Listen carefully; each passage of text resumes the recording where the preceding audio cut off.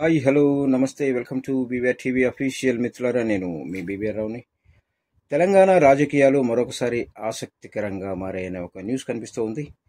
America, south కొరియాలలో పెట్టుబడుల కోసం CM Revanth మంత్రులు చేపట్టిన పర్యటన దాదాపు విజయవంతమైందట.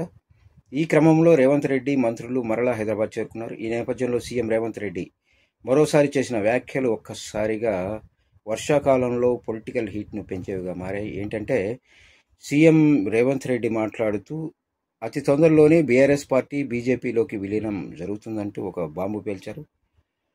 అంతేకాకుండా బీఆర్ఎస్ను విలీనం చేస్తే వారికి లభించబోయే పోస్టులను సైతం సీఎం రేవంత్ రెడ్డి చెప్పడం ఇప్పుడు రాజకీయ వర్గాల్లో చాలా ఆసక్తిని రేకెత్తిస్తుంది. అలాగే తెలంగాణ ప్రజల్లో కూడా బీఆర్ఎస్కు 4 రాజ్యసభ సభ్యులున్నారని, పార్టీ విలీనంతోనే లిక్కర్ కేసులో తిహార్లో ఉన్న కవితకు బెయిల్ వస్తుందని, కేసీఆర్కు గవర్నర్ పదవి, కేటీఆర్కు కేంద్ర మంత్రి పదవి, హరీష్ రావుకు అసెంబ్లీలో అపోజిషన్ నేత పదవులు కూడా ఇస్తారని రేవంత్ రెడ్డి చాలా ఆసక్తికరంగా కామెంట్ చేశారు.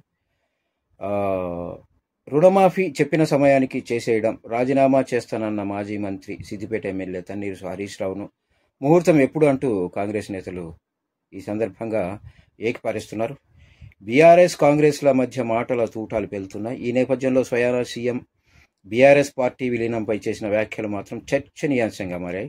మరోవైపు ఈ వ్యాఖ్యల్ని బీఆర్ఎస్ శ్రేణులు ఖండించారు. ఇది ఇలా ఉండగా సీఎం రేవంత్ కాంగ్రెస్ పార్టీ బీఆర్ఎస్ను ఉక్కిరి బిక్కిరి చేస్తున్నట్టు తెలుస్తోంది. ఒకవైపు బీఆర్ఎస్ ఎమ్మెల్యేలు వరుసగా కాంగ్రెస్లోకి చేరిపోతున్నారు.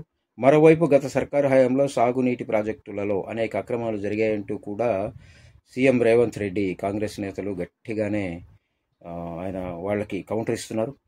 తెలంగాణలో బీఆర్ఎస్ కాంగ్రెస్ల మధ్య నువ్వా నేనా అన్న విధంగా రాజకీయాలు నడుస్తున్నాయి.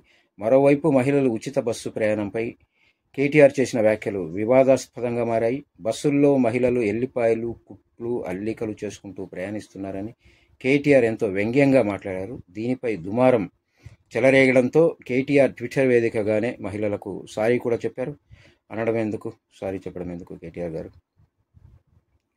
తన ఉద్దేశం మహిళల్ని అగౌరవపరచాలని కాదని, బస్సుల సంఖ్యలను పెంచాలని కూడా అలా మాట్లాడానని ఆయన క్లారిటీ ఇవ్వడం జరిగింది. కానీ ఈ వ్యాఖ్యలపై మహిళా కమిషన్ కేటీఆర్కు నోటీసులు సైతం జారీ చేసిందట.